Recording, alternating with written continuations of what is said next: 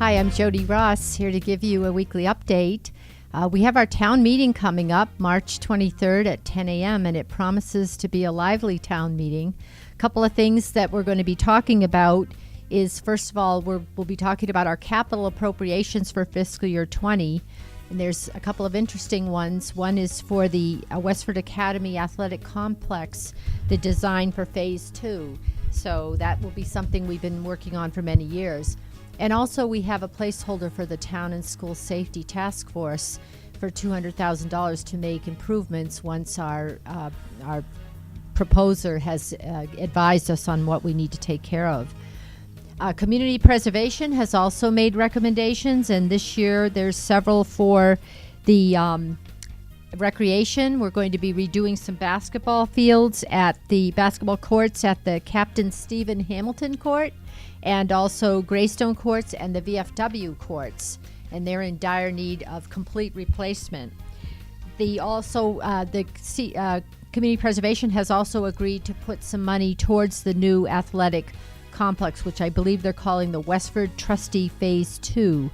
And then if you've been paying attention to the Forge Beach reconstruction project, we did recently receive $100,000 from Rep. Jim Arcero from the state, and there is a big project going on, and the CPC has agreed to appropriate $770,000 from community preservation funds for that purpose. So all of this is subject to town meeting approval, and that's why it's important for you to go. Other items that we have is, I don't know if you've been hearing, but we have a stormwater utility that needs to be created by the state EPA, or the federal EPA. And so we are discussing creating a enterprise fund that will be before the Board of Selectmen and the Finance Committee in the upcoming weeks, but it will go to town meeting for consideration.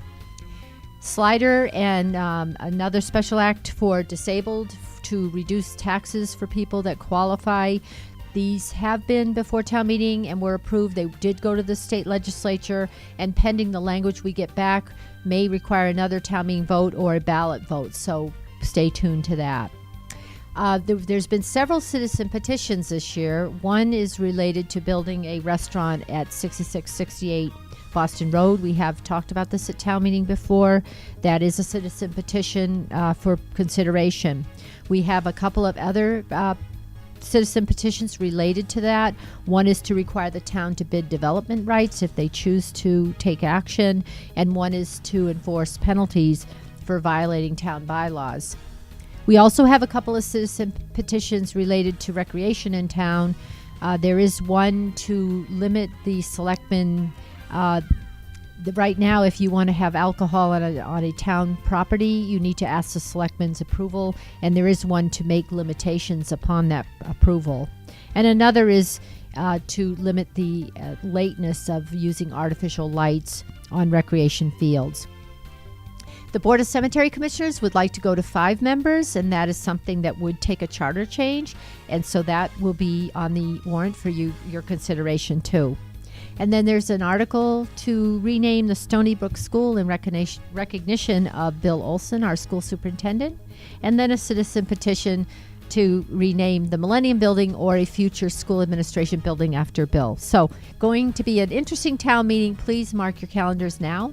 And while you're marking your calendars, we plan to have an open house at the completed Rodenbush building on March 9th at 2 p.m. We're working with the Rodenbush Community Center, Inc.